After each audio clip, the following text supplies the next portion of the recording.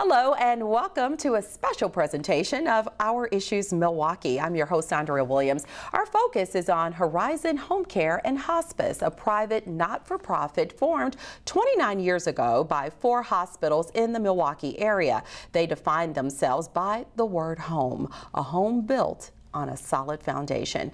37% of adults who are age 65 and older, that's about 14 million people, have a disability. The number of individuals that fall under that umbrella is projected to increase from 11 million from 2010 to 18 million in 2030 due to 10,000 Americans turning 65 every single day from 2011 to 2029. My guest is Mary Haynor, who is the president and CEO of Horizon Home Care and Hospice here in Milwaukee. Hi, Mary. Hi, Andrea. How are you? I'm very good. Well, I'm glad to have you here, and this is a great opportunity for us to learn more about Horizon Home Care and Hospice and your mission.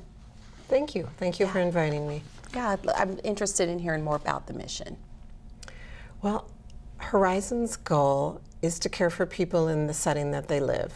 And as running a home care agency and a hospice with thousands of patients, that's exactly what we do. Care for people in the community, and it's an extension of the acute care system and the outpatient system.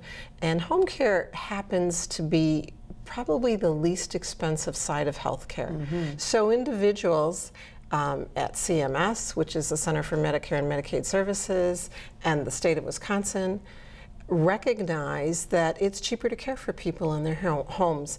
Therefore, it's the darling of healthcare to a certain extent, being that it's cost effective and therefore rapidly growing.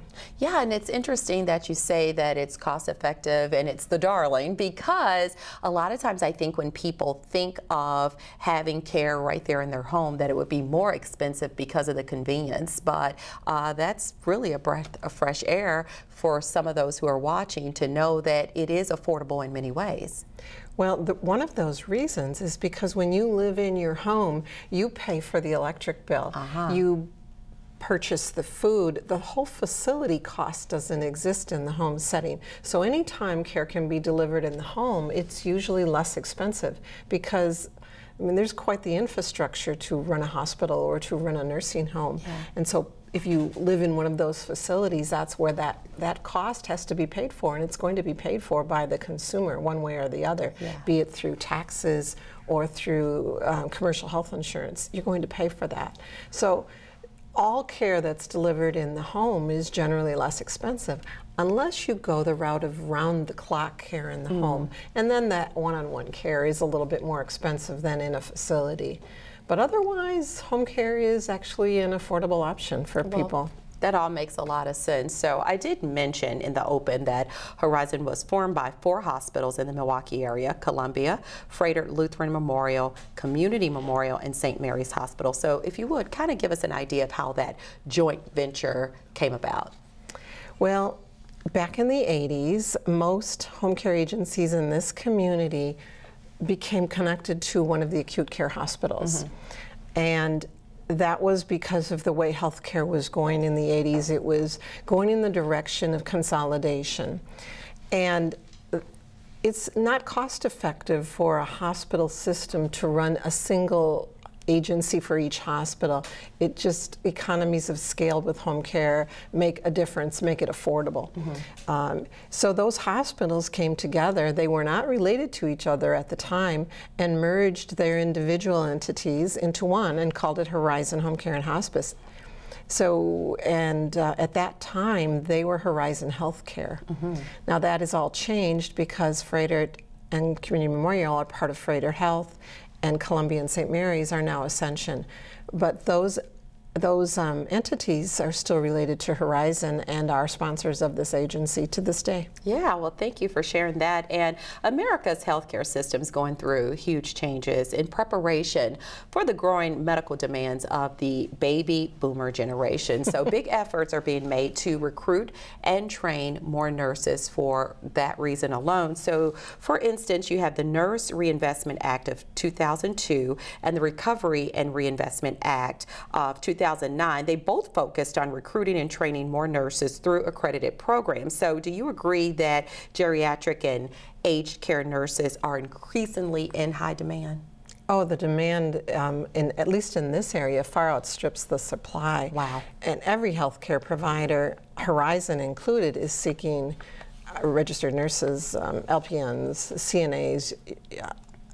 Pretty much all of the professions are in need in this market. And as you mentioned, the boomers are retiring at a rapid pace, and we are going to put increasing demands on the healthcare system. And the supply isn't geared up at present to provide the need.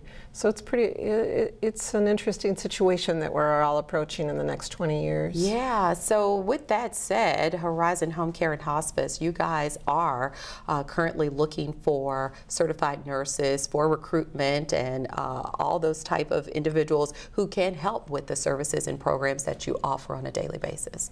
Yes, the demand today outstrips the supply for home care and hospice, and most organizations are in the same position that we are. And it's such a rewarding field for nurses to work in the home setting. But many of us, I'm a registered nurse, coming out of school, aren't familiar with community service, community type care, because when you're trained in nursing school, you're generally trained in the acute care settings. Yeah. You're not trained in the home, except for maybe a small component of your schooling. So you think because of the numbers that we just discussed, you know, with there being such a need and with home care growing, do you think that now that when these young people are being trained as nurses, that they are focusing more on home care, or kind of putting that into the balance as well? I wouldn't say that the education of community-based care has increased for nursing. Yeah. I think it's probably about the same as it was many years ago when I was a nursing student.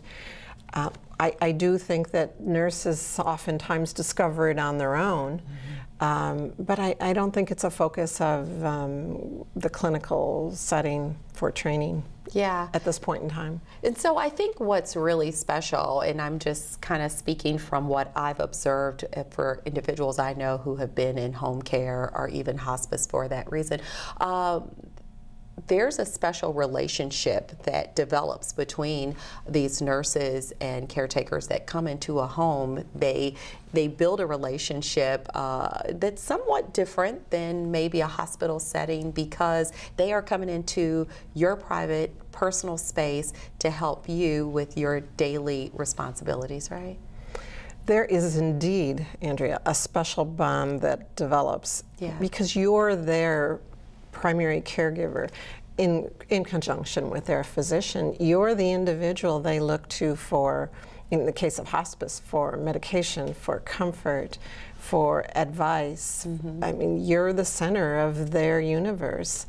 And in home care, it's pretty much the same. Those nurses are very close to those patients, and it's just one nurse, so the same nurse comes every time. You don't have, you know, 3 shifts of people, because the nurses aren't there 3 shifts. They come maybe daily or every other day, and it's the same nurse coming each time. So their home care world is tied to one individual, not the organization, as much as one might like it to be at times. It's really, they're tied to their nurse. Yeah, and so organizations... And/or therapist. Not everyone just has nursing.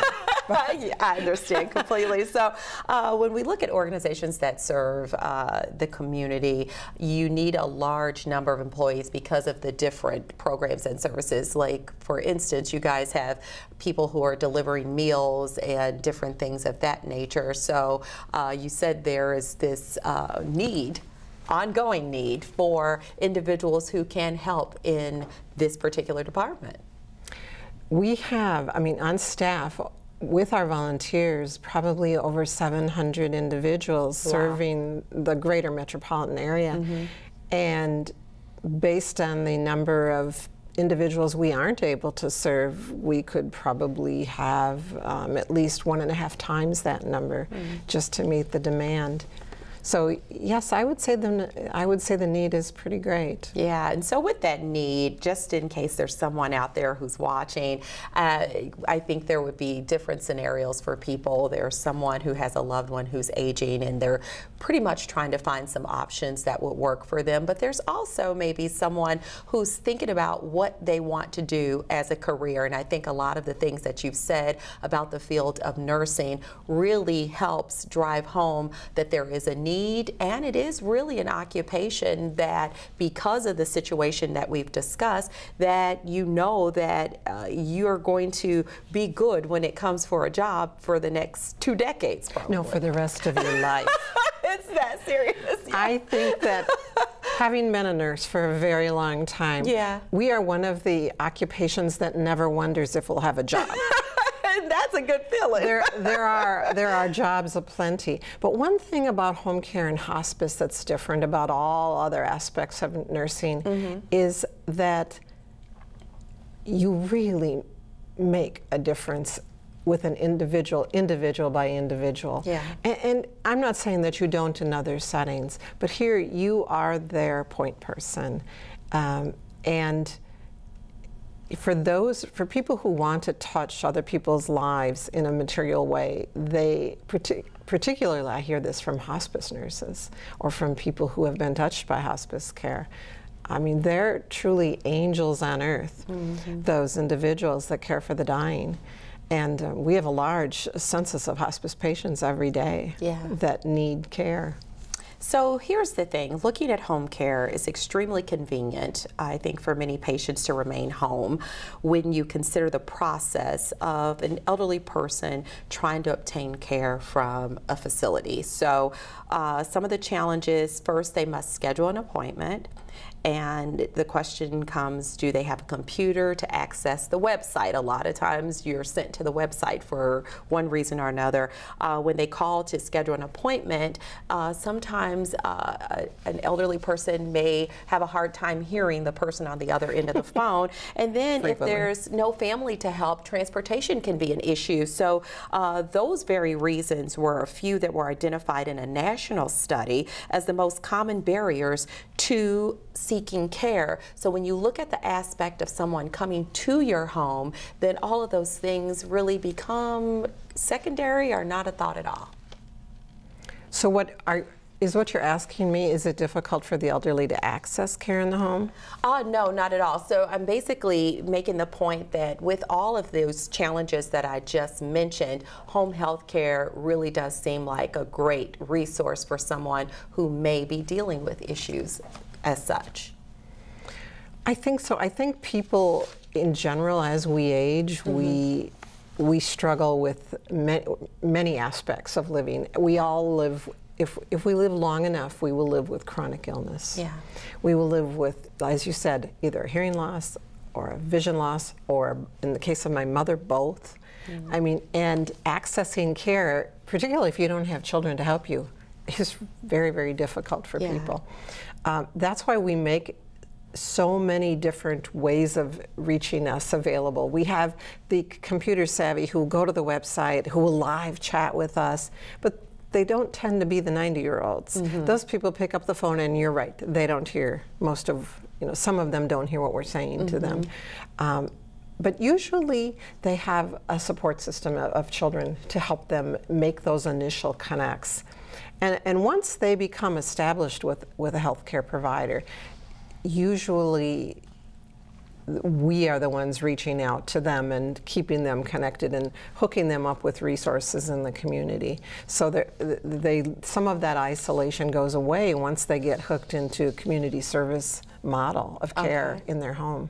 All right. That connects them to other services that they might need. It's all very important. So what we're going to do is take a quick break, and then we're going to come back and continue talking to you about some of the services that's provided at Horizon Home Care and Hospice. And then also I want to talk to you about this column that you write that really can help people at home when it comes to caregiving. So that and a whole lot more. How about that? So you just stay right there.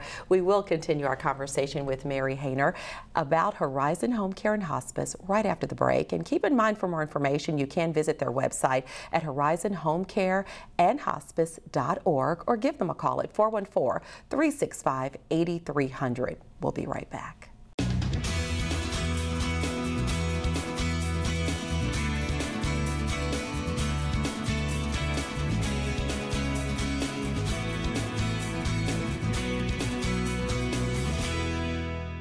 I love going to work every day and caring for my patients. That's when I shine. That's when, the nurse in me really comes out. Horizon Home Care and Hospice is looking for registered nurses, certified nursing assistants, and physical therapists to join its growing family. If you're an organized, driven, and compassionate caregiver, Horizon believes you have what it takes to join their team. It is the best choice you can make for your nursing career. Visit jobs.horizonhch.com and apply today.